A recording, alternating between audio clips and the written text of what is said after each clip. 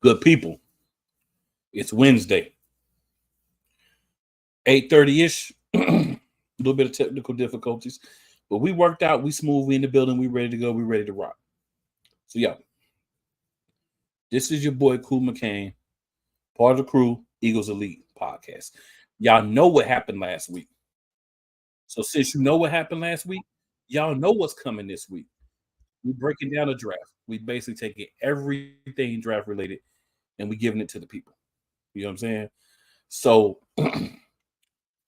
undrafted free agents, pick swaps, our signings and our thoughts on the undrafted free agents, and the picks that we made.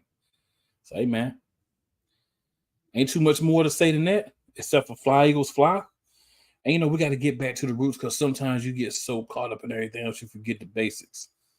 And one of the true basics of this show from day one is no one likes us and we don't care. We're getting it back. A lot of people hating on what we did in the draft. I had a couple of questions myself, but hey, we're going to talk about it. So in we go. My man Wyatt in the building with me.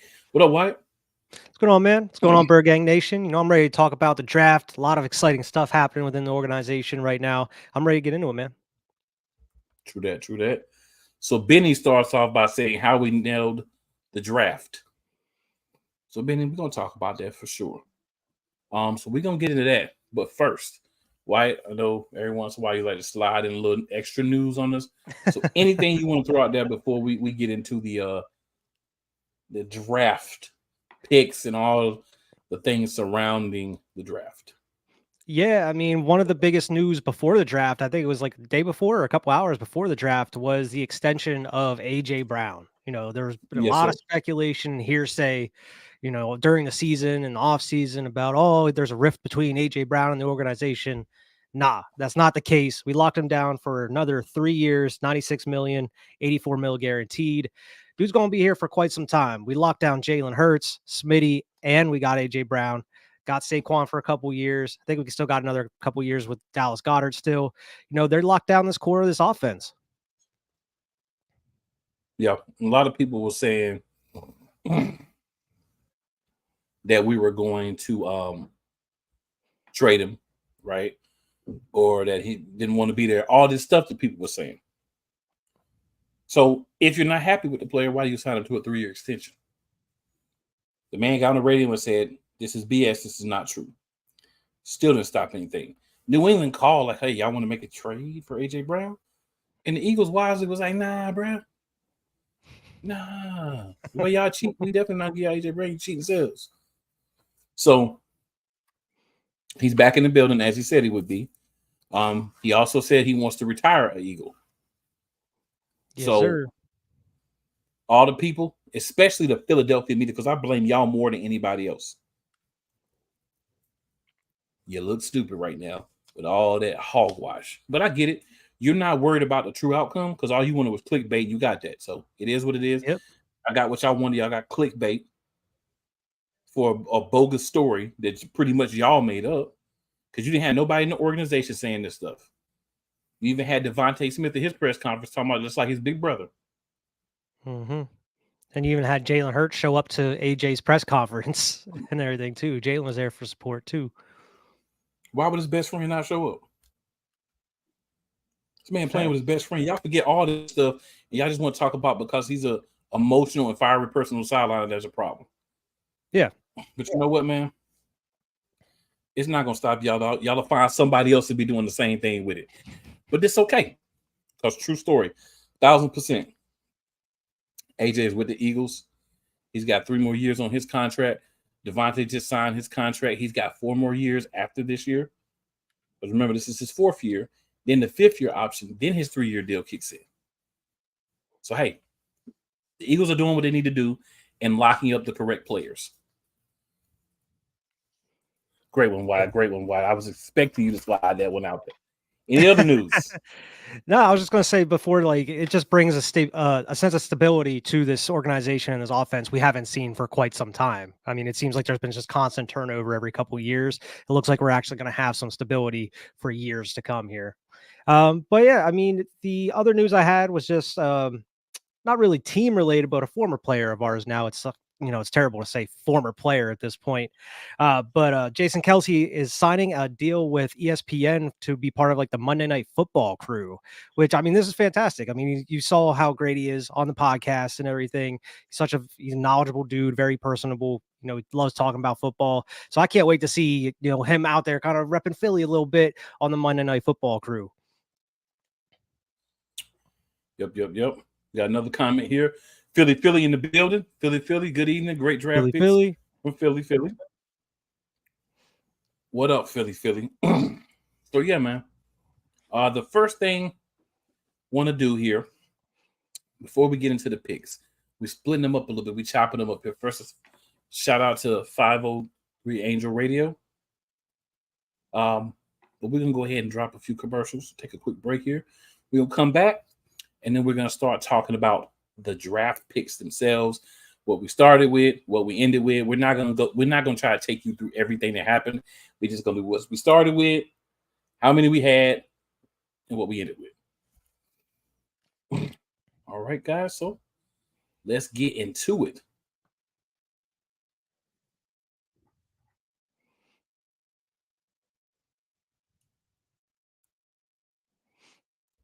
Drew Willingham.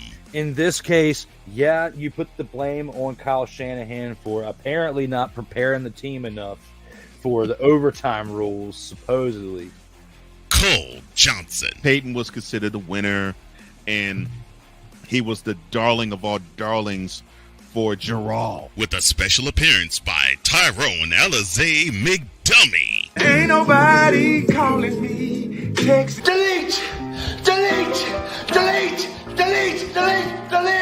Join these two football enthusiasts as they give you Total Football Talk.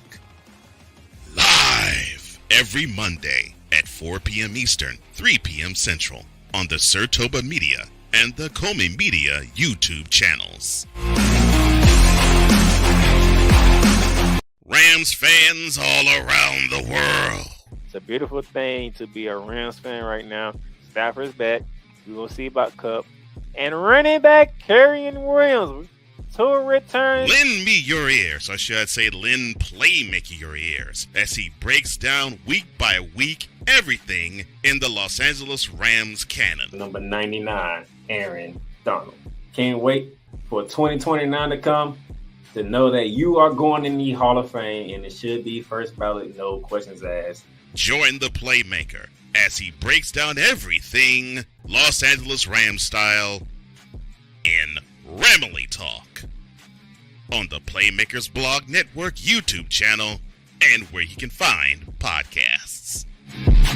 Join Ryan McCarthy. I became a Jets fan because Kurt the Frog was my favorite Muppet because he was green, and the Jets wore green. That's how I became a Jets fan.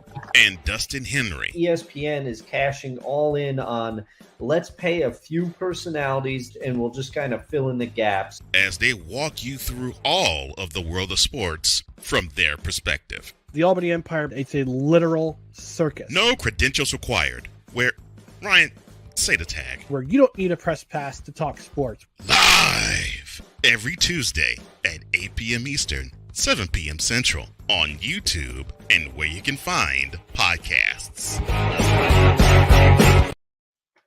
All right, good people. We're back from our first commercial break.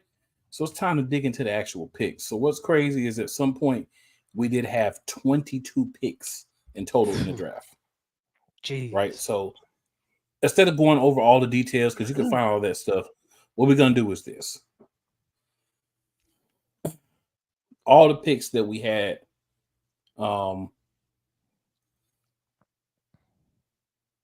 was this. So we started with picks 22, pick 50, pick 53, pick 120, pick 161, pick 171, pick 172, and pick 210.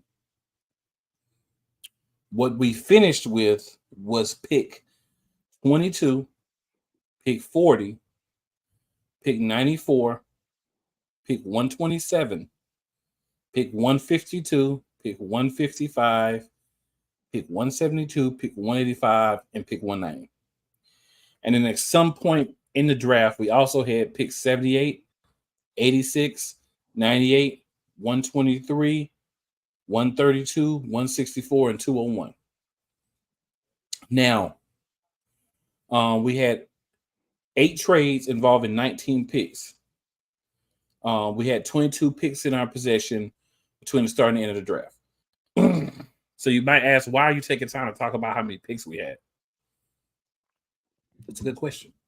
And the answer to that is to show you how much Howard Roseman, or Howie as he likes to be called, really worked those picks and really looked at specific people that he was targeting and how to get them and how to move things around, how to get more picks. He talked about in the press conference after the draft that what he was looking at was also trying to get some picks for next year, because we also grabbed a few picks for next year in some of these trades. I'm always looking forward. So a lot of things happened within this draft, and it was very smart by him to make some of the moves he made.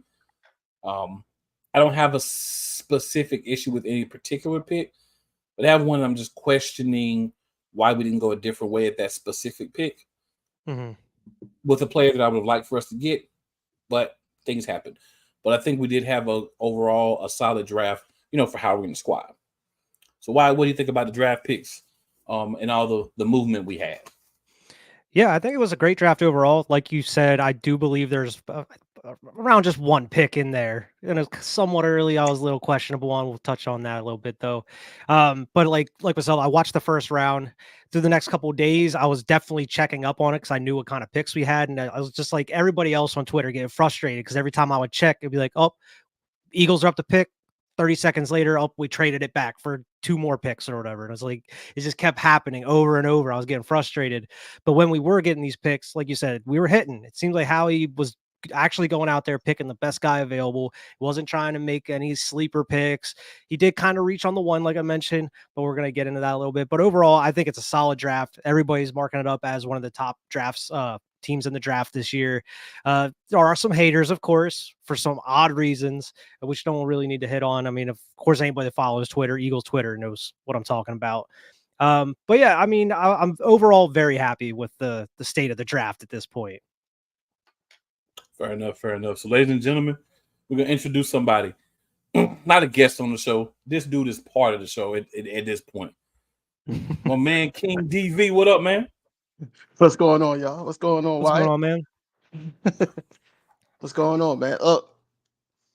I was just listening to some of what Wyatt was saying when I got in here, and man, everybody was frustrated with the trade backs. Nobody knew what Howie was trying to do. But now, when you think about it, you slept on it, it does make some sense, especially with the tampering thing that's supposed to happen. Now you just shored up some more picks for the next season. So it does make sense of what he was trying to do, or what he was doing.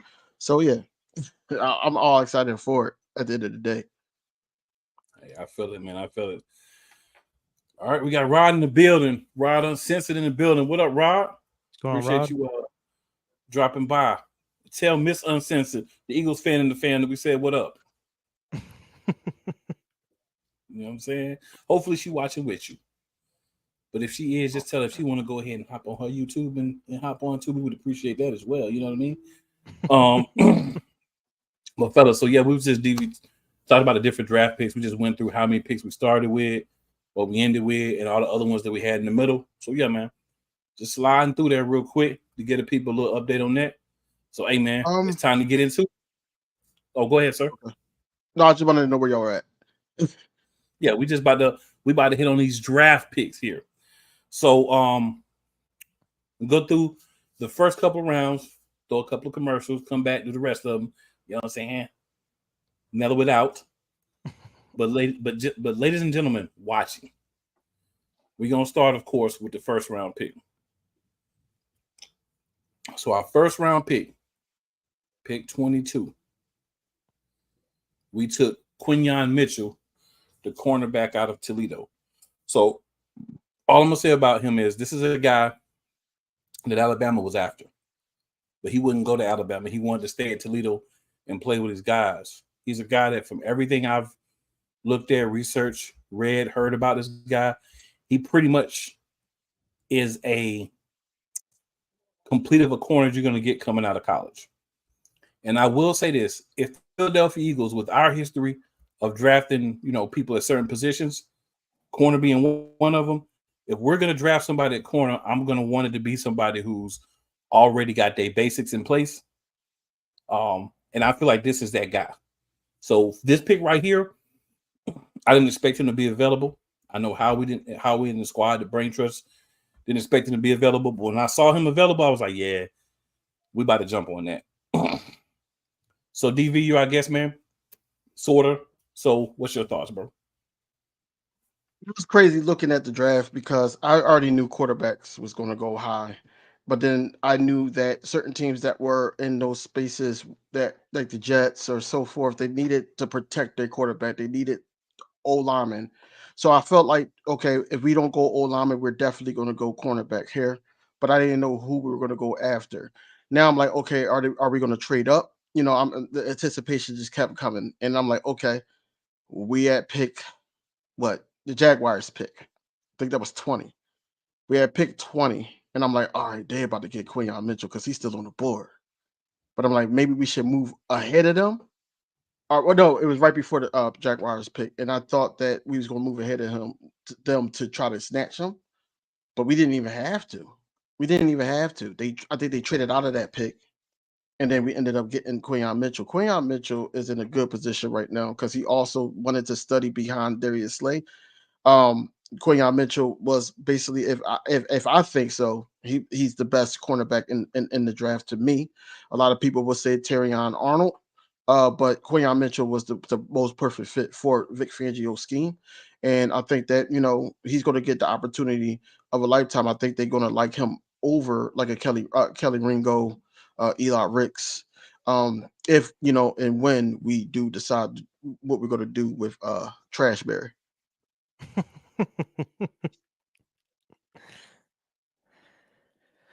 Yeah, I think it was a fantastic pick, though.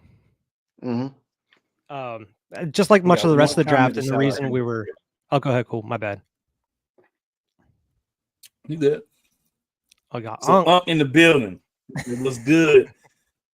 Drink in hand, and he on one tonight. I ain't mad at you. It's a good night to be on one. Go ahead. Wow. Yeah, I mean, I think it was a fantastic pick. I mean, just like somewhat of the rest of the draft, it seemed like the draft was just kind of falling into Howie and team's plans. That's why we were moving around so much, because they knew the guys that they were looking at were going to eventually fall to them at that point. I can't believe one of the top corners fell that late, but like DV said, you had all these QBs going, some offensive linemen that were up there. This is a fantastic pick. I mean, there was a lot of question about some of the competition he faced, but what was it? The Senior Bowl, he was going up against, Marvin Harrison and top wide receivers in the game, and he was locking them down. So, I mean, I think behind Slay, he's going to learn a lot, and I think he's going to have a huge opportunity in this defense to actually shine. Well, I think he's going to learn a lot from Slay, but I don't think he's going to learn it behind Slay. I think he's going to learn it across from Slay. Yeah. Because I think by the time we get through with training camp, the top two corners on this team is going to be Darius Slay, Quinyon Mitchell. Isaiah Rodgers, I think, will be Slay backup.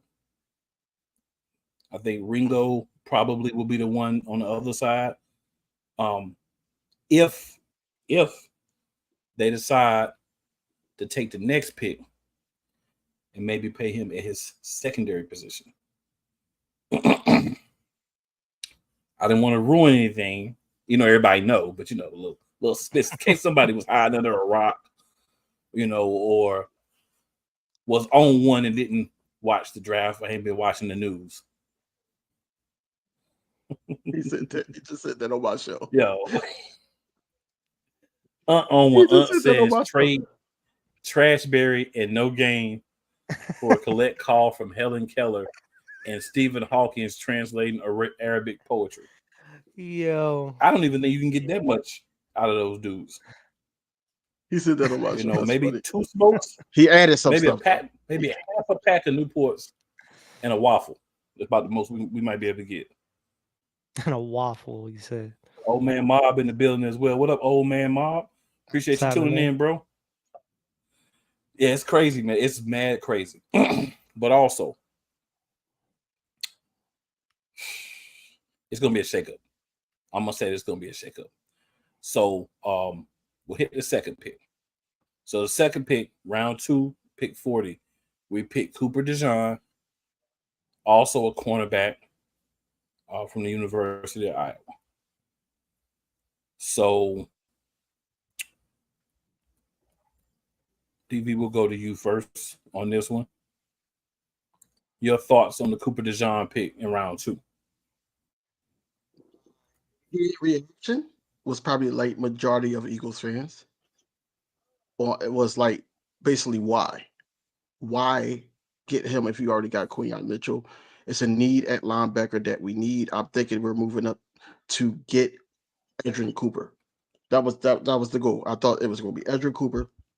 And then everybody's like, no, that's the wrong Cooper. But had time to think about it, and I'm like, this is a pick that the Eagles was going to make. First of all, Vic Fangio's scheme is heavy on the DB end. The linebacker position probably really don't pay out that much. Don't really like get he's right now he's in the rental stage. You know, we got Devin White on a 1-year deal. We got a couple guys 1-year deal, and I think it was already in the works for them to try to get Jeremiah Trotter just for the nostalgia. Just his dad being an ex-Eagle, but I think Edgerrin Cooper helps out this linebacker core. Like, if we had Edgerrin Cooper, I would not have question marks still about this linebacker group. But Cooper DeJean is going to be great, man.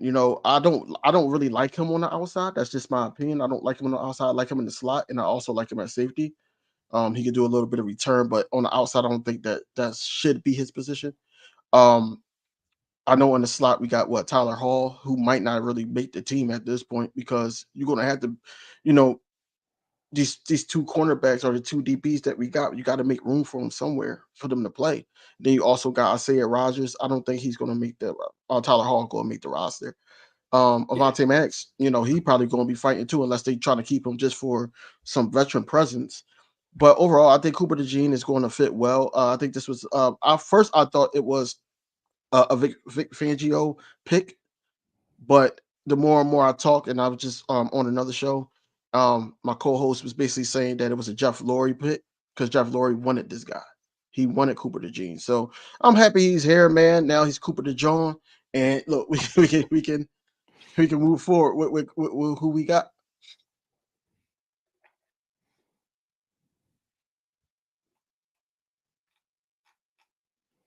All right, so we got a couple of comments here real quick. So Old Man Mob says, I'm so happy with the Pats draft. And again, Eagles got some steals in the draft. True. Old Man also says Cooper slot, safety player who can play outside. However, if he's going to be outside, he needs to work on stuff. Definitely. I don't like him outside either. Definitely 1,000% agree with that. Wyatt, what's your thoughts? Yeah, I mean, this wasn't surprising. I mean, it was after seeing us go out and take Mitchell in the first, but I mean, Cooper was linked to the Eagles for weeks and weeks and weeks now. I mean, it was kind of assumed that they were going to draft him at some point. But once again, it kind of fell into place. We had to trade up a little bit just to get him, but it seemed like what DB said, this was the player they kind of wanted the whole time. So why not go out and get him, especially if he's so versatile. He plays safety, slot corner, what have you. I think he's going to be a huge asset for this team that severely needs help in that secondary here, especially after this last year. Yeah, I didn't like the pick at first. I wanted to go with the safety from, the linebacker from Texas A&M. Mm-hmm. Cooper.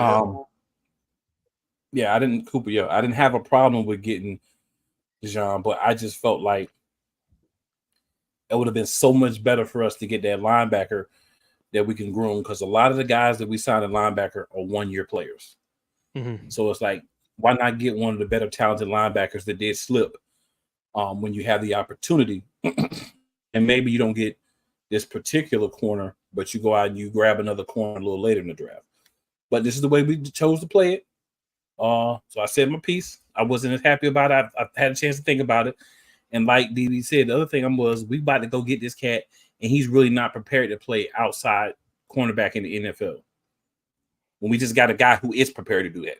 But I think safety, makes some sense. Slot corner, so we can kind of play both of those a little bit. Kind of what we're doing. So the last time I looked at the depth chart, I was earlier today, and I did see they still have CJGJ as the starting slot corner.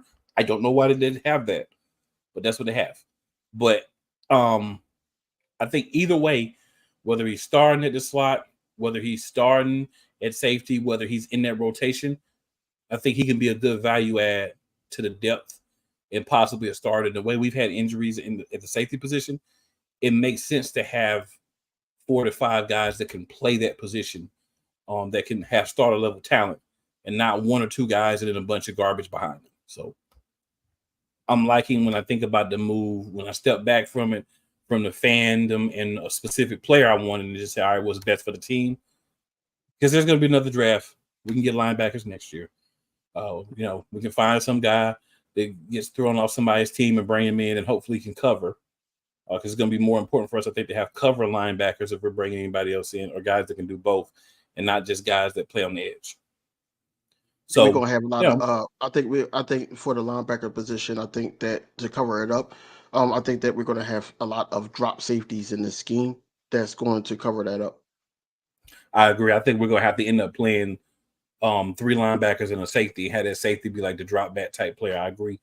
We're gonna have to kind of play with that formation and not be as, I guess the word I'm looking for is as true to form. I can't think of the exact word, but less true to form of what a 3-4 is, and more just making sure we have the right people in the right positions, no matter what it says on their actual position. Unc says Maddox, Dijon, and CJGJ can all play slot and safety. True. So that gives you more flexibility.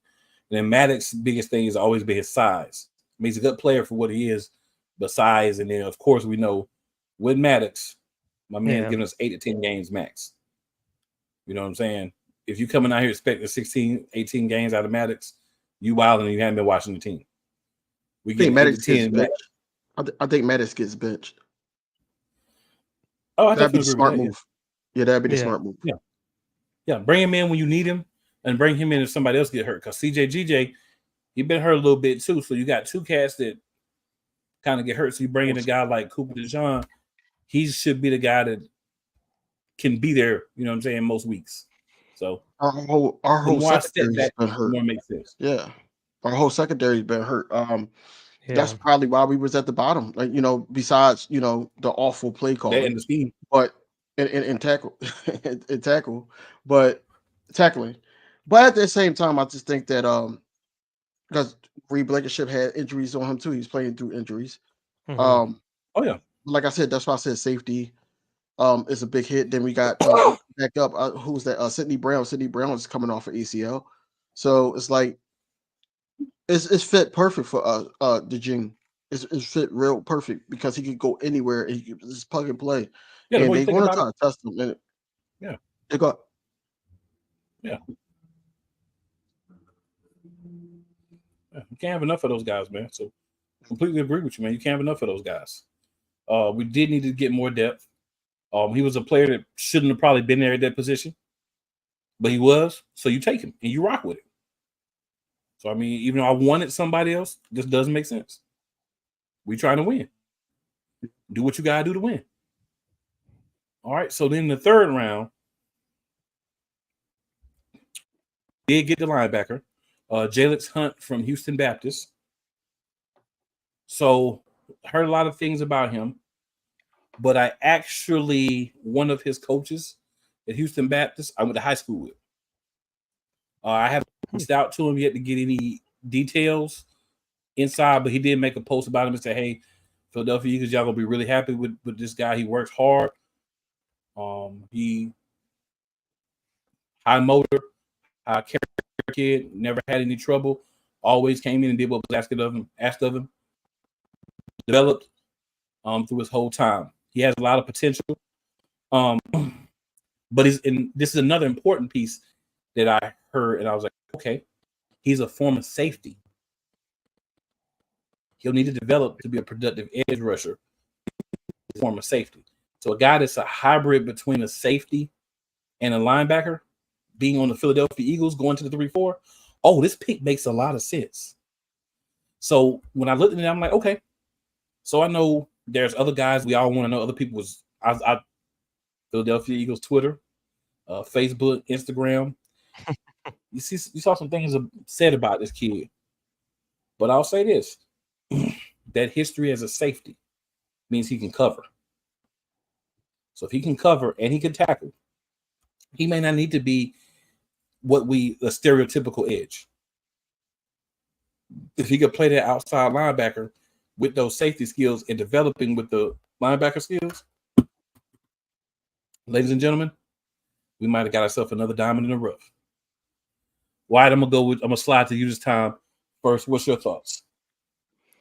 Yeah, this is the one I kind of had I was a little weary about. I feel like this one was kind of a reach for Howie. This might have been just Howie's pick. All right, you can do what you want with this one, Howie.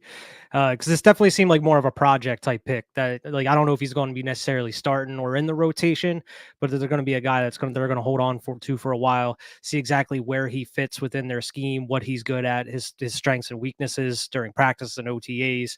I don't know, like what you're saying. I think reading more into it, it does make more sense. I'm just not sure if it really made much sense at that pick, in the third round. But hopefully it works out. Hopefully it's a guy that can stay on the team for a while and actually is able to show up and show out. What's that, DB? I agree. I think that everybody was like, who?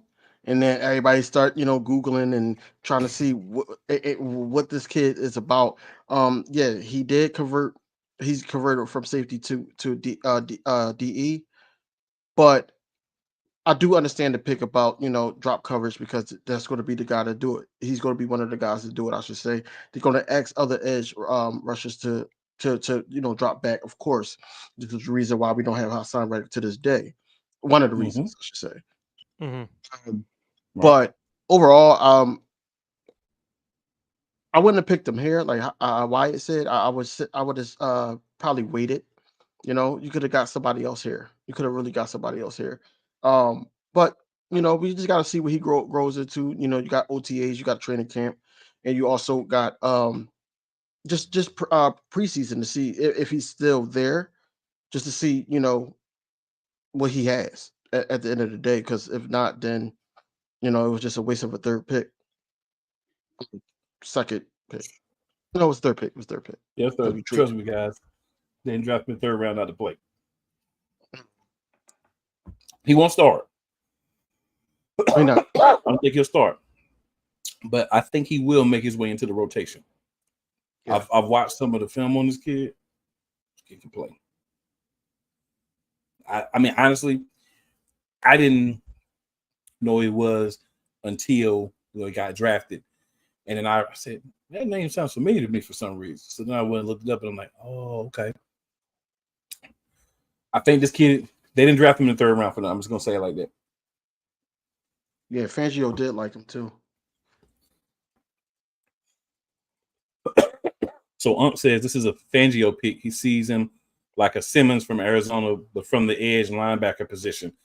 Kind of a Warner Von Miller hybrid. Yeah, and the fact that, like I say, as long as he tackles, the only thing I'm worried about anybody that comes to Philadelphia after last year is, are we teaching these dudes to tackle? Are we in practice working on tackling, focusing on the basics? You know what I'm saying? As long as we're doing that, we should be good. I know who not working on tackling, and he said it. He's not doing it, and that's Slay. Slay not tackling.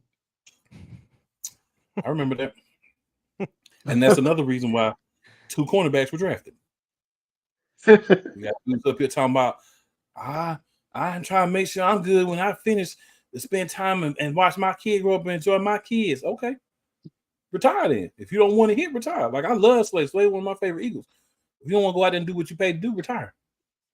We can use the money to go get somebody else. Straight up. You know what I'm saying? So, ladies and gentlemen, we're going to take our second commercial break, and we'll be back here in a few moments. Oh, yes. The tradition, the pageantry, the spectacle, the history, the slut. Wait. I gotta rep my brother's stuff right. All my DMV soldiers, stand up! And welcome to the Commander's Gridiron Report. You want your Commanders to be repped right? Well, D. Willie is your man. Commander's Gridiron Report.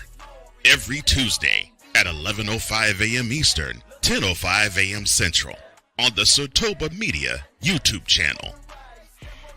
This is Brett, and you're watching Shady Sports Network. Tune in, hit that like button. You might wonder, what do these guys do? Player signing announcements. I never in a million years thought you would actually come on to break this news. So without further ado, go ahead and tell everybody what happened today. Yeah, man. I just had to work out with the Cincinnati Bengals. Signing me right out. Without further ado, I'd like to announce that, I'll be taking my talents to Salina Liberty. This just in, the Major League of Football is reportedly collapsing, unable to pay hotel room bills, with players being kicked out of their rooms and hotel managers asking them to leave voluntarily without issue. Whether it's the men's college game, The way that this season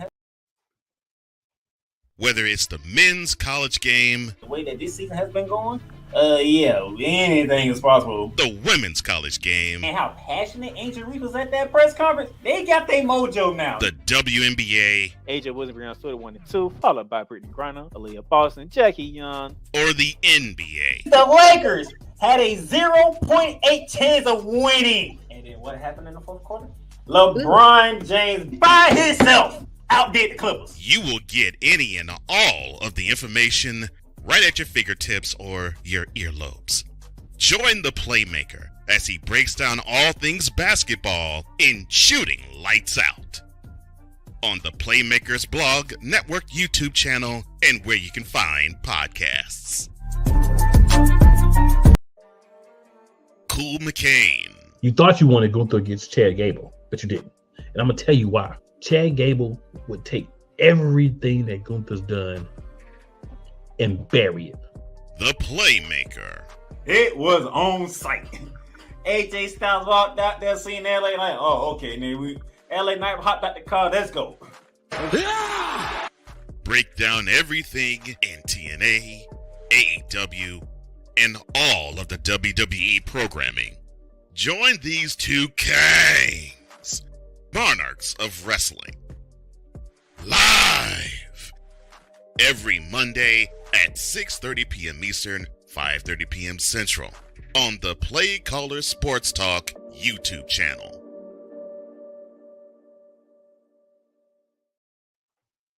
All right, good people. We back in the building.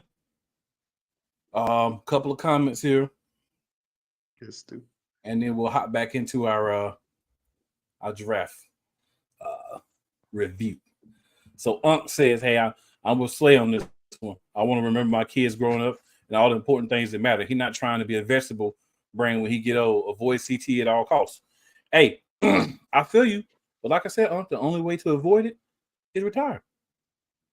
So if you don't want to get hit, if you're scared to get hit, hey, bro, hang him up. Unc also says, with that being said, Philly ain't the place for you with that attitude because we don't give a F. Facts. I agree with both of those statements. 1,000%. All right, gentlemen. So we'll move on with the fourth round. Pick 127. We pick Will Shipley, the running back from Clemson. DV, your thoughts on Will Shipley? I understand the pick, feel like we shouldn't have got him, honestly, because you had I think Braylon Allen was still available. I think it's a couple other guys that I was looking at running back wise because I knew we had to go either running back or try to get another tight end. But I understand the pick though. I understand why they did it. Now, with that being said, Gainless should not have that many carries as a Philadelphia Eagle any longer, because I understand this pick. The guy could do a lot, he could do a lot. And, he was excited to be a Philadelphia Eagle. His brother actually goes to, I think it's UPenn. He plays here in Philadelphia, so they'd be able to see each other all the time. He's always in the city, he said. So, yeah, I'm happy for the kid. Just want to see what he could do. Why?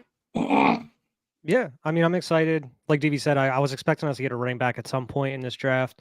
I mean, just watching his tape, dude's extremely fast. He's shifty. He's able to break tackles. I'm excited to see what he can do behind this O line. I definitely think he should be, out snapping Kenny Gainwell though. This dude, I don't even know why this dude's still here. We should have kept Boston Scott or Kenny Gainwell. Man, I'm with DV. Like, when I saw the pick, I'm like, all right, I understand like why we made the pick for a running back, but I thought there were other guys we could have gotten, or if we're going to get him, I felt like we probably could have waited a little bit for him. So I feel like him. How y'all feel about our 3rd round pick? I feel like he's a guy we could have waited a little bit longer and still got him, but he does cross the boxes for what Howie and ownership want for a running back, right? You want a guy that can be like another Gainwell once you get rid of Gainwell, because Gainwell still does not Gainwell, and this is probably his last year. You know what I'm saying? Unless he makes some dramatic improvements. So you want to get another guy that plays a similar game. So I think Shipley is close to that in the fact that he can catch the ball out of the backfield. Shifty, he's probably a little bit faster than Gainwell. But this is a guy who's already been hurt. He's cleared now. He should be good, but he had a knee injury that he got in Clemson's bowl game. So always got to be a little wary of injuries, especially with us, because we seem to be a team that everybody healthy 1 year, the next 3 years, everybody hurt, and everybody kind of healthy the next 3 years. So you want to get, some guys with some durability.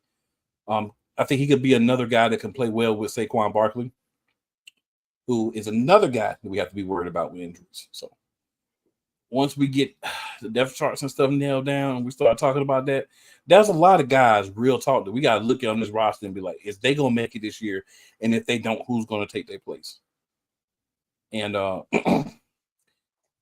it's not all sealed up real nicely. Let me just say that. We're going to be a team that we got this really great skilled back as a number 1. Whether it's Shipley, whether it's Don't Gainwell, that's the number 2. They're not the same type of player. So I'm going to leave that there, because that, if I get off on, we're going to derail the show, and I don't want to have to do that. So I'm going to just stop right there with the Will Shipley pick. But I do feel you. All right. So in the 5th round, with our first pick in the 5th round, pick 152, Aniyah Smith, wide receiver from Texas A&M. Why your thoughts on Aniyah Smith? Yeah, I thought that was a pretty good pick. I mean, we all expected that we were going to probably go out and get a wide receiver at some point. Just watching the tape on him, I mean, seems like he's really good at yards after catch.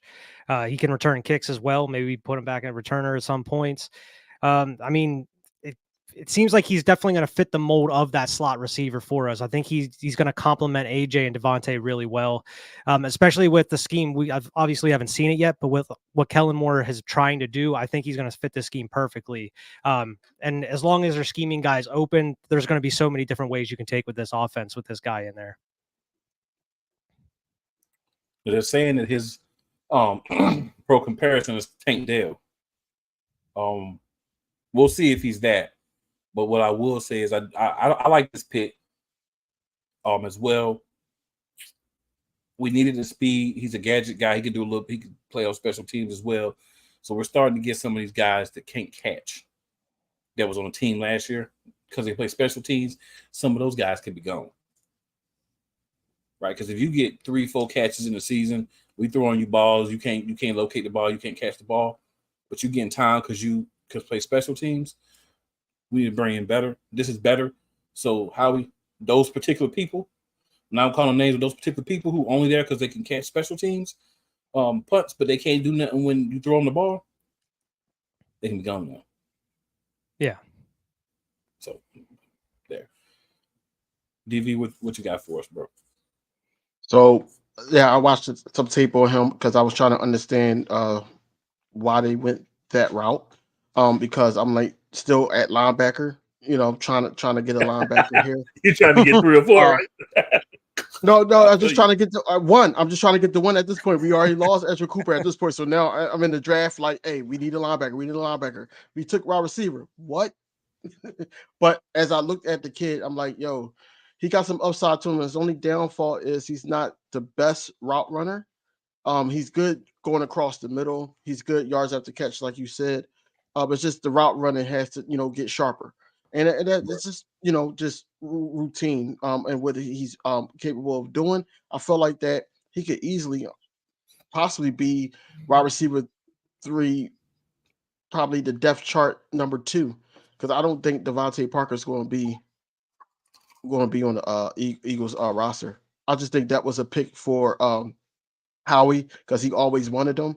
Just try to see what he's going to do, and then all of a sudden, he doesn't pan out, or he's probably going to be on the practice squad. Okay.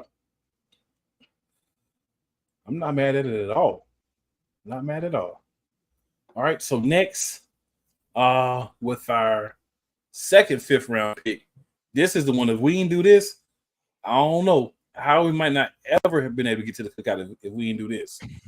We drafted linebacker Jeremiah Tryon Jr. from Clemson. So, Didi, we're going to go right back to you with this one. What's your thoughts? My first initial thoughts is, like, when we were doing mock drafts and everything, I'm like, yo, I don't want to get this guy. Only because he reminds me what we thought that Nakobe Dean was going to be. That's how I feel about Jeremiah Trotter Jr. But I get it. They wanted him. They moved up for him. Lori was crying. I knew your mother, and you seen the video. Yeah. But not trying to downplay it, but I'm like, this is what I didn't want, because now he's going to be some type of way. He's going to be in a rotation, regardless, because of the nostalgia. He already got number 54. It's merch already out there calling him X-Man Jr.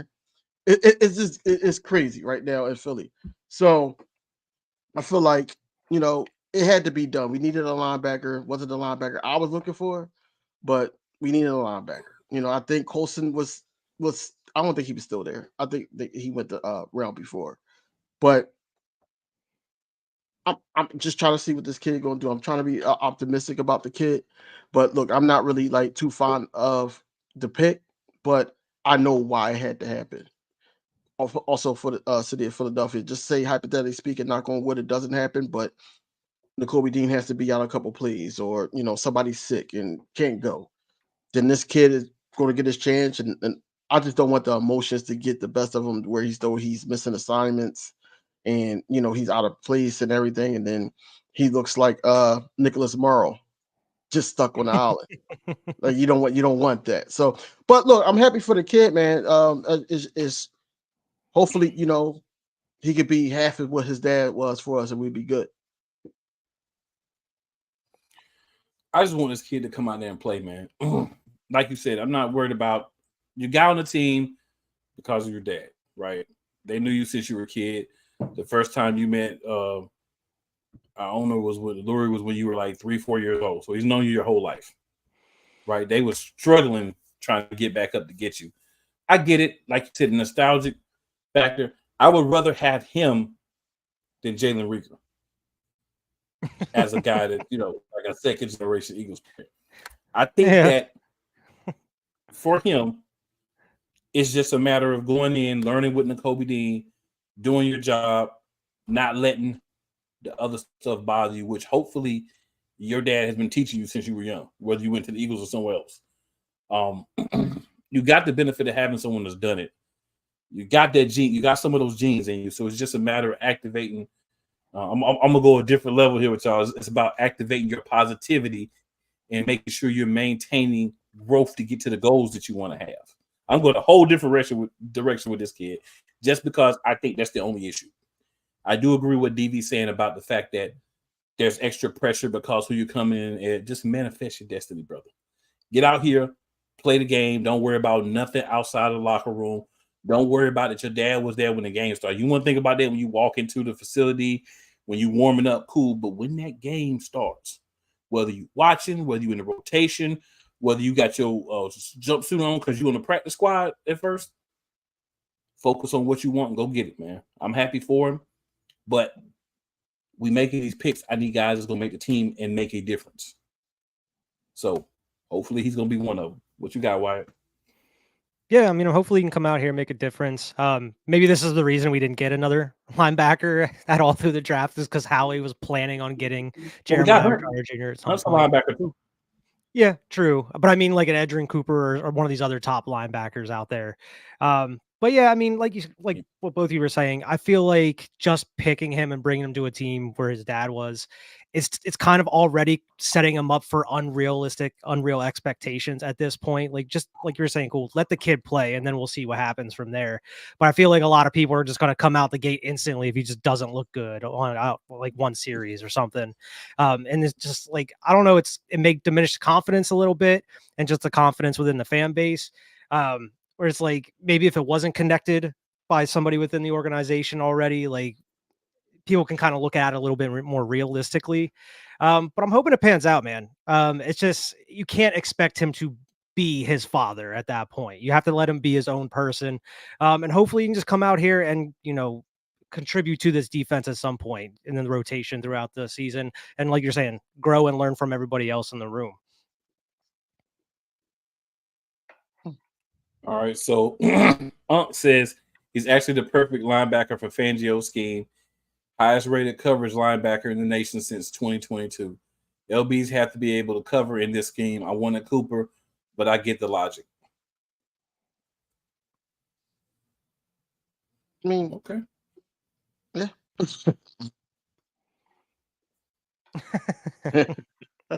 He says, I'm not as drunk as y'all think. Well, maybe you drunker than we think, but you know how to handle it. No, you know how I think it's a reverse for Unc. I think he needs to be on to be level. the more he drinks, the more old he is. Yeah, because when he's not on and he's sober, he has no filter. So yeah, I think that's what it's reverse. Fair enough. All right, so the last pick in the 5th round, we finally got an offensive lineman, Trevor Keegan from Michigan. They're not grading him very high. The best thing that's being said about him is that he was a captain on the Michigan's national championship team, and he's a project for Jeff Stoutland. But then we have a good record from turning offensive linemen into contributors that we draft late in the draft. So basically, they're saying that he's a project for us, is what I've read everywhere in regards to him in the NFL. Wyatt, your thoughts? Well, I thought I saw something. I didn't have the stat in front of me, but that he didn't allow a sack in like 200 snaps or something like that. But I mean, I have to pull that up and get the actual facts. Maybe Unc has those for us. Put in the comments.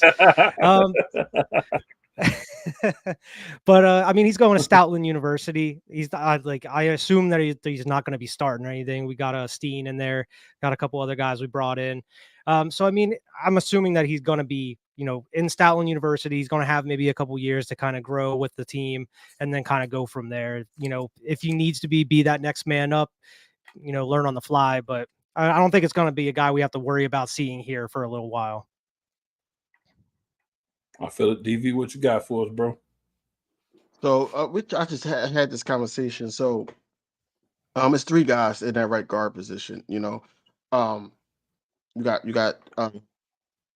Tyler Steen. You have Becton, who we just got from the Jets. The guy we got from the Jets, and then we also got who's the other guy?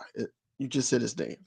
I forgot, but Toth, Brett Toth, Hennessy, and Steen are on the depth chart right now for right guard. Yeah, for right guard. Because they were talking about putting Tyler Steen there and then also having Becton play that right guard. Now the difficulty of that is he's played the left side the whole time. So now you try to make him play a different position or try to work at the right guard position next to Lane Johnson. It could affect the play of the line also with this pick. They said this guy played some guard, and he actually didn't allow sacks for like over 200 snaps, I believe. And then also he would just be a plug and play guy, and he would be a better build up project for Stoutland than the guy that we got for the Jets. So I'm cool with the pick, man. We needed a lineman at the end of the day, and I'm cool that we didn't do it early, but we got it done, down the line. So I'm cool with the pick. Mm-hmm. Yeah, I like doing it late too. I agree. Definitely agree. See, Unc already got the facts. All right. You just have to wait. So, yeah, Unc said, the more intoxicated, the better my brain works. Just saying. Yep. Then he says, Keegan can be the white version of Brandon Brooks after 1 year at Stoutland University. He'll be ready after 2 years. Yeah, that's the thing. Like, you get guys in there young, late, you let them learn a couple of years, then another guy comes up and is like hurt, injured, getting old, and we need to switch the line around. You got a guy that you can slide in. So I'm not upset with the pick from that point. Like you said, it was always going to be, he's not a plug and play right now. We're just getting him, grooming him, and then we're going to use him in the future. I'm good with that. Yeah. 5th, 6th round, I'm good with that. All right. So then our first pick in the 6th round, pick 185, wide receiver Johnny Wilson from Florida State. So DV, we'll go back to you for Johnny Wilson. What's your thoughts on Johnny Wilson? Understand why we did that. Why did we double dip at wide receiver?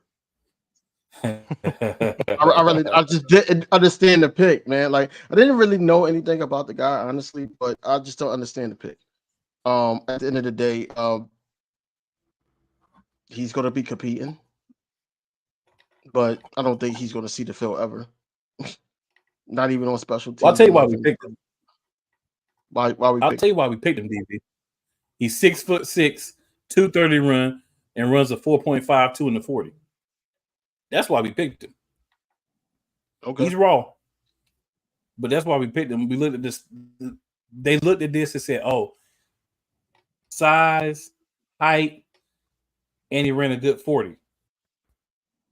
But we were talking about our earlier pick, how we was going to have to kind of work on him, work on his route running. We're going to have to work on everything with this guy. But as I said before, the track record that the Philadelphia Eagles have with developing wide receivers and cornerbacks that we draft is not very good. Especially I'm not saying it can't change. I'm not saying it can't change any of that. I'm just saying when you look at what we've done, you like, bro. Yeah, they did say that too. They said that they were possibly trying to convert him into a tight end. Yeah, I mean, he has the build for it. Was it Nick Sirianni says he likes him on the outside in his conference? I forget what he was saying, but yeah, I think he has the build to be a good tight end if he's able to put on a bunch of muscle. So says if Steen gets hurt, he loses his job. Then he said put 15 pounds on him, and he'll be a better version of Evan Ingram. Yeah, I mean, I have no problem with going out and get a guy and saying, okay, maybe we do convert him to tight end. Because guess what? We have 2 tight ends on our roster, and everybody else to me is trash. Anybody can disagree with me, that's cool. But that's how I feel. Calcaterra and them boys, from Calcaterra down, all y'all can go. We do better getting a dude off somebody else's practice squad, in my opinion. Aunt does say if they're moving to tight end, he'll be a Jimmy Graham. I wouldn't be mad with that. I wouldn't. I mean, I wouldn't be mad with that. But even if he's just a solid 4th wide receiver that can catch the ball, that we can put in that can run the seams, and you're already 6'6", and you're pretty fast to be that tall, you should be able to get some balls. You should be able to throw it to you in the red zone like we did Julio last year. Worst case scenario. Because Julio probably, but like, bro, I only came to try to get a ring. I'm good. Hit me up week 10. Don't hit me up before then. All right. Wyatt, your thoughts? On Johnny Wilson? Yeah, I mean, I think it's like a project, like you said. Hopefully, I think the only way he could probably make the team, make the field, is if they did convert him the tight end, if he was able to put on some muscle or what have you. Because with the wide receiver room the way it is right now, it's like DV saying, I don't know if he ever going to see the field at this point. Still, we couldn't use him at like Stoll because Stoll was the better blocker. That's why when Dallas Goedert went down, we rotated those guys because when we needed extra blocker, we put Stoll in. Calcaterra is more of the route runner, catching guy, and everything like that. That we thought that we was going to get out of Abra O. But I don't know why we here we are. him. Yeah, the thing with Calcaterra is, man, you never know about Calcaterra. I'm still concerned about him being actually able to, play. Mm-hmm. So I'm always a little wary about Calcaterra. Those concussions. Yes, sir. But ladies and gentlemen, before we finish the picks, I just want to say, if you are watching on any of the other streams besides youtube.com/at Eagles Elite Podcast, greatly appreciate you hopping over, checking us out, giving us a like, a sub, and sharing the show out for us. If you are watching on Eagles Elite, make sure you're checking out the other channels that are here as well. Shady Sports, King DV's channel, which he'll give you the information for at the end of the show. All those good places. Make sure you're checking out everywhere that you can see the podcast and help us all grow so we can get those numbers so we can continue to bring y'all guys some nice fire content. All right, and then we'll drop into our last pick of the draft. Round 6, pick 190, Dylan McMahon, offensive lineman from NC State. Wyatt, start us off with Dylan McMahon. Your thoughts on him? Yeah, I mean, it was kind of expected that maybe we go out and get a center here at this point, especially with Kelsey retiring. You do have Cam Jurgens stepping up as the starting center here. You need to have someone behind him just in case. He had some injury problems over the past couple of years. So, we definitely needed some depth there.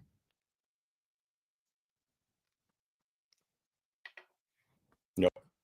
DV, what you agree?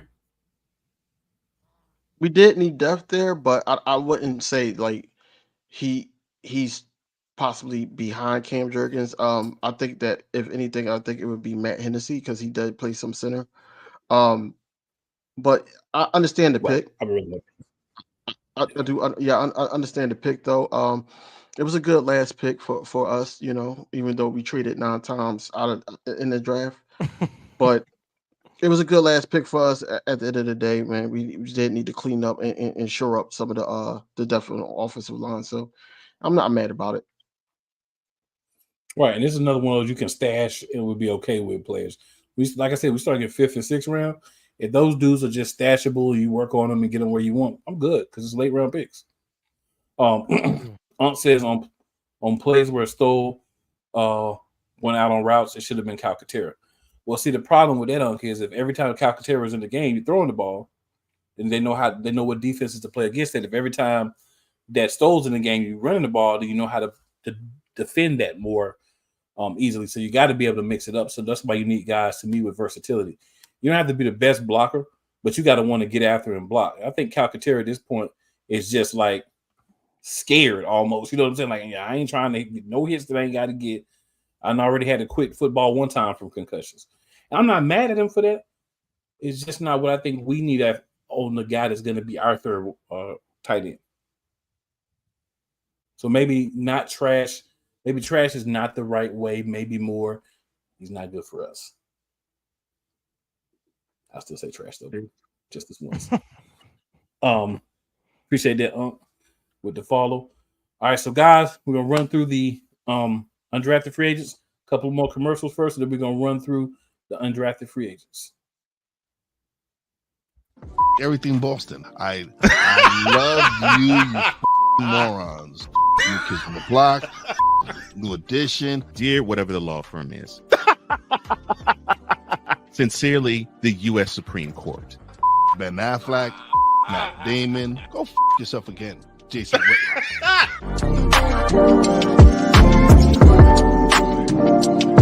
Join the transporter to Hades. Your butt and gut becomes one. Join the reformer of hooker whores. This is my daughter, Placenta Booty Johnson. Join the bronze god whenever you are in distress, take off your baseball cap and throw it in the air. Join your very own superhero of broadcasting, Chris Bass. So whatever color crayon they get, they palm it and do 2 circles, and that translates to, I can be the black people. As he takes you through the week's paces in Baseline.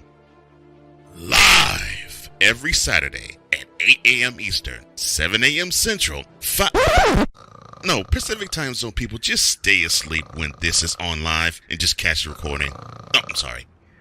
Exclusively, Poppy J. You got the option to cry for the government. You got the option to protest. You got the option to keep buying, but this is also an option.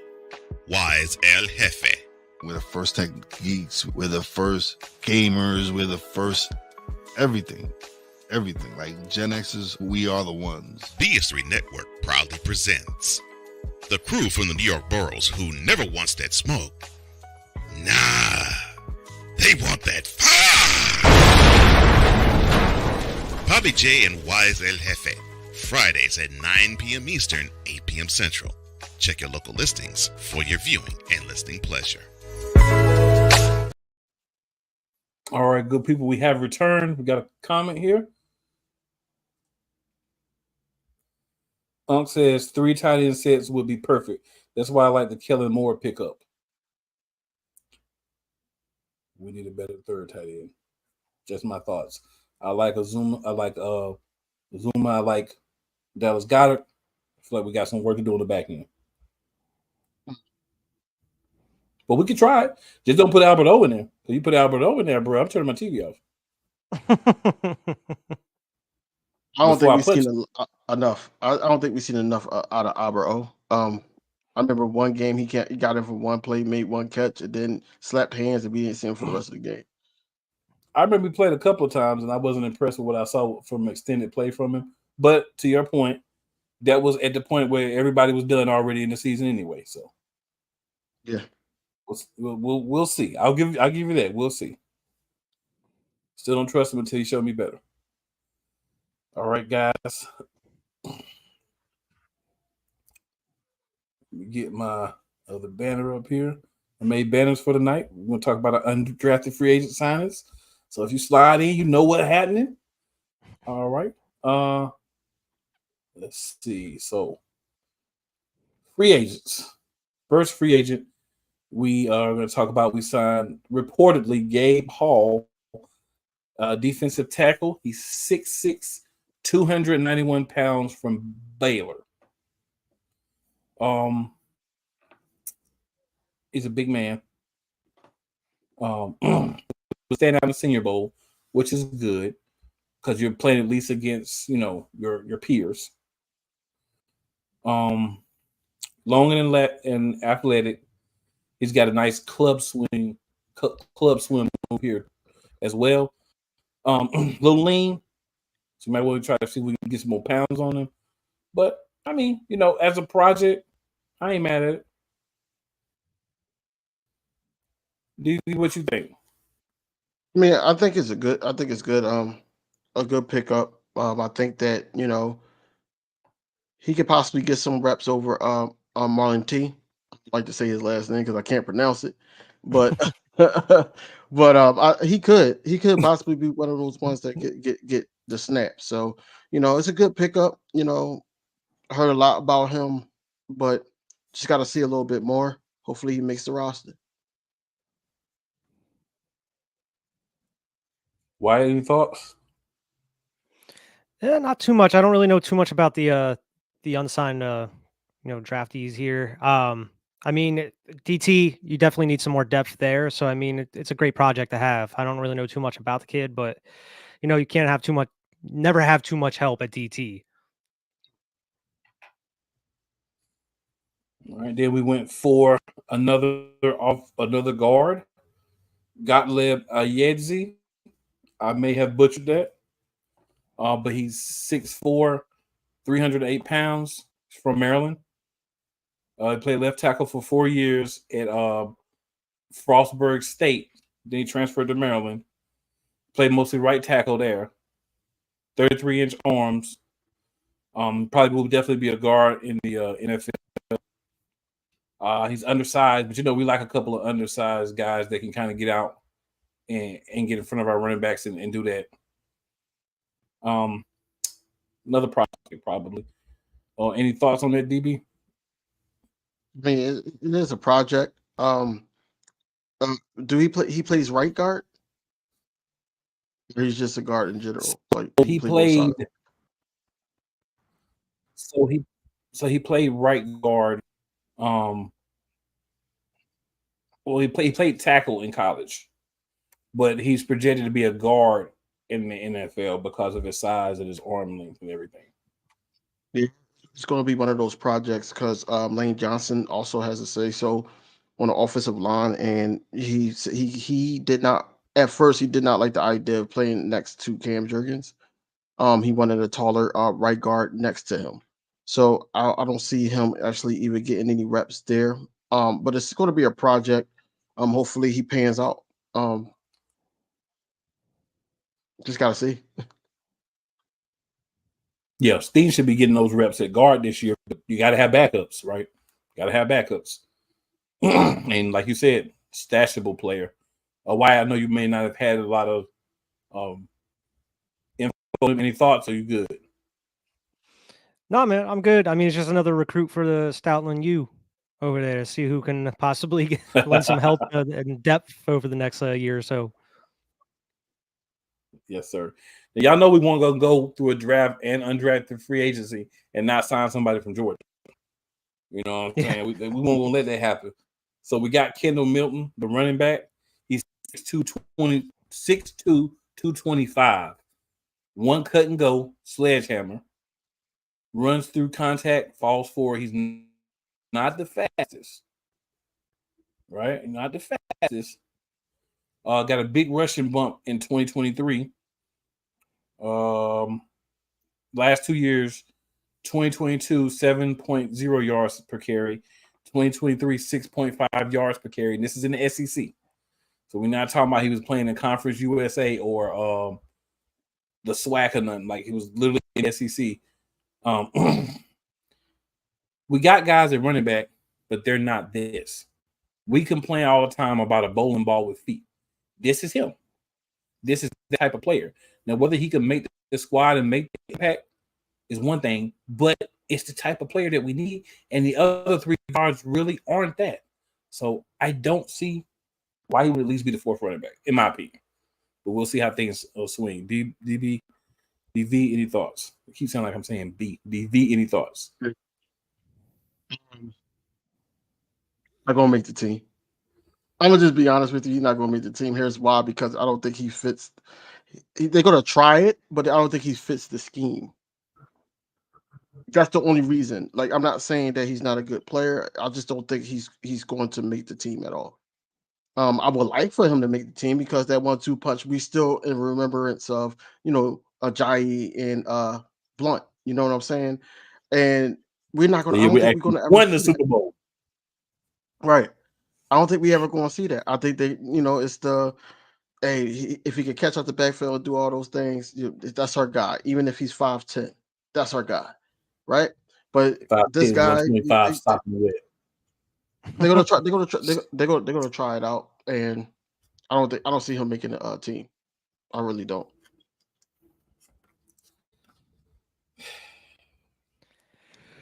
Yeah. I mean, you pretty much took the words out of my mouth, though, DV. Like, the type of dude that we want to use, a bowling ball with feet, to go out here and do exactly what we did that made us successful in that Super Bowl season.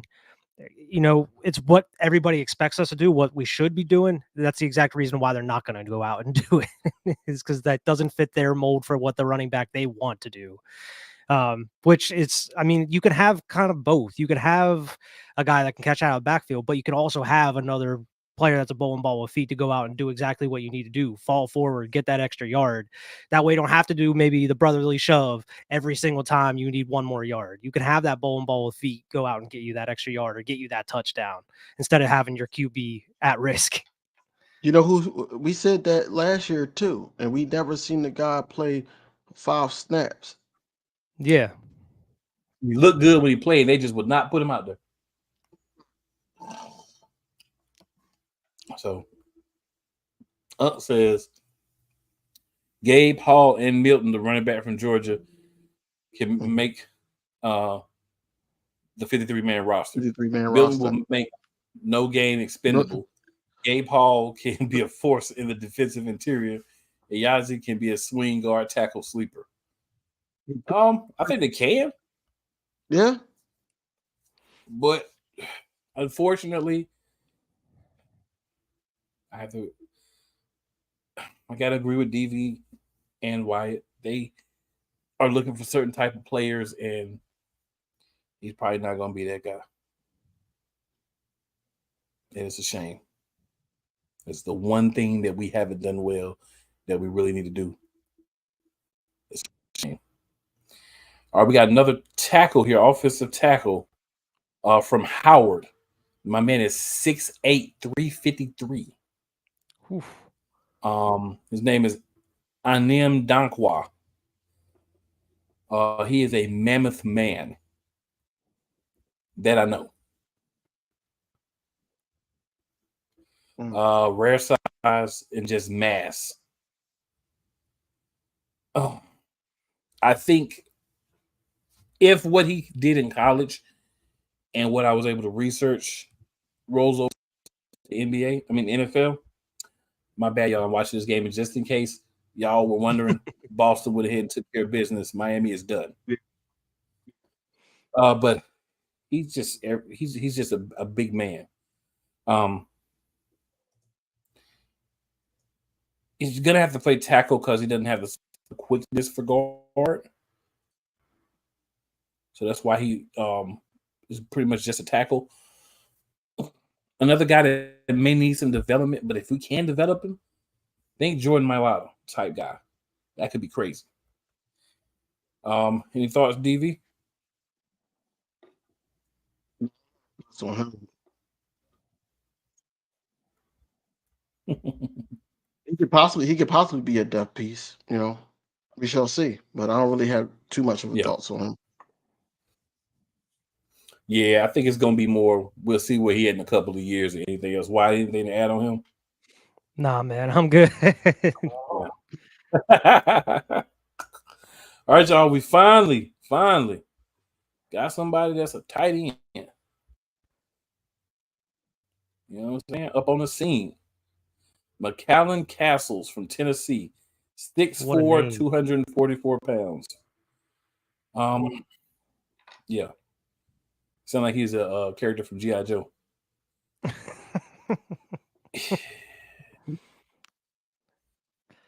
See his stats. The most I can say about him is he's a camp body. Yep. He may have a chance to make the roster, but it's a slight chance. And then I think y'all would agree with that, right? Yeah. And then our last signee is a 25. Oh, sorry. It's a well, go ahead, sir. Oh, go ahead. No, it is a camp body. It's a camp body. I feel like that your guy Abro gonna make the team.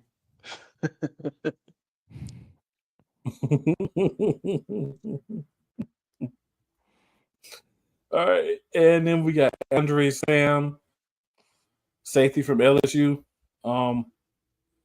He's undersized, but he's a hard hitter. We normally have since about 2019, we've had at least one player every year but one make the team that was a undrafted free agent. So one of these guys at least made the team. In 2022, we had three of them. One of them should not have made the team. One should have, and one is whatever. So Reed Blankenship was one in 2022. Josh Joby, or Job, or however you want to say his name, was another one. And then Josh Seals. I like Reed Blankenship, and I'm going to just leave it at that.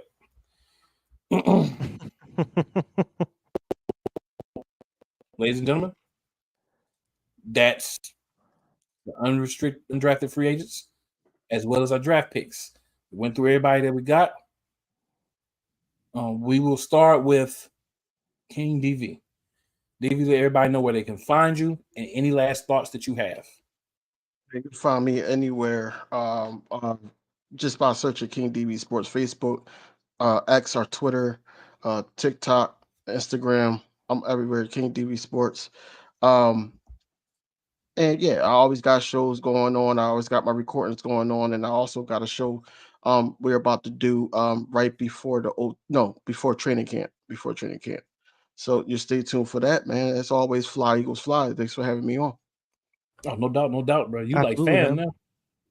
now. Appreciate that. No doubt. What? Yeah, man, you can pretty much find me anywhere. You can find me on Twitter at @YBregard and Instagram. Also, my other show, Cinema Trip Reviews. You can check us out on Twitter and also Instagram and also on YouTube, wherever you get your podcasts.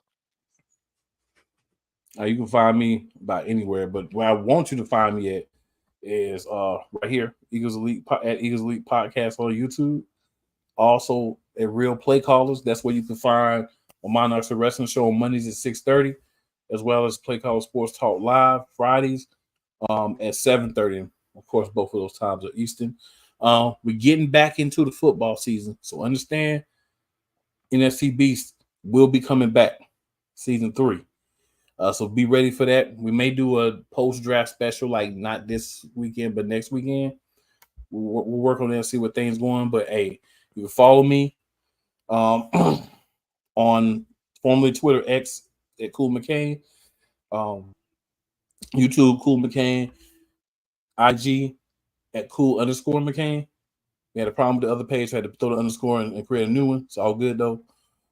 Instagram was tripping, but I ain't even gonna. So next week we'll be back. There's always something to talk about with the Philadelphia Eagles. Every day, every week. We here, we're gonna be here. So says when we're gonna have him on, he'll behave. We're gonna bring Unc on one day. We're gonna bring Unc on one day. We're gonna bring you on, Unc.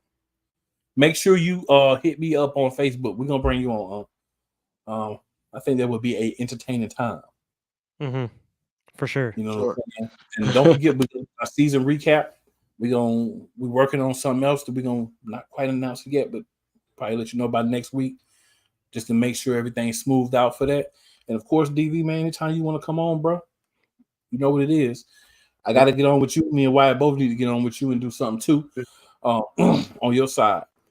But everyone, make sure you tell 4 your friends and 4 your enemies to come check us out. Just because they don't like you does not mean they won't like us.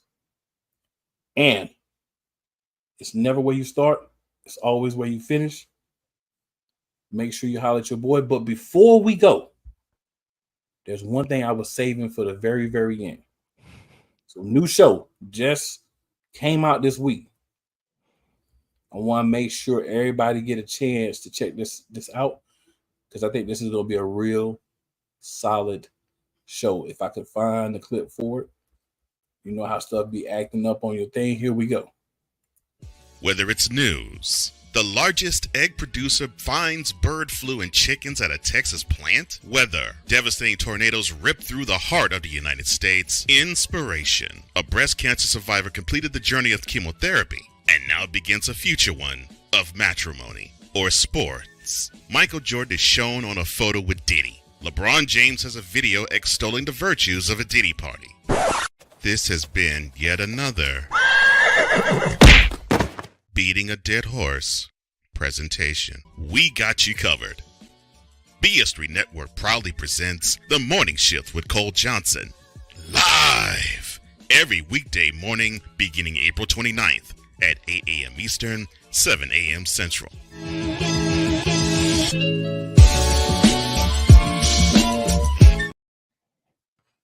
Yes, sir. Yes, sir. All right. So with that being said, man, fly Eagles fly. Hashtag be elite. Oh, and don't think I forgot. For those who are watching, hit that link right there down at the bottom under King DV. That Bet US, y'all making them bets. Your boys eat off that a little bit so we can keep things moving around here and add a little more bells and whistles. But we will holler at you. We'll be back next week. Same bat time, same bat station.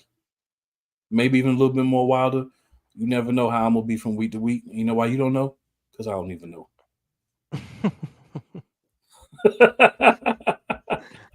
All right, good people. We are out.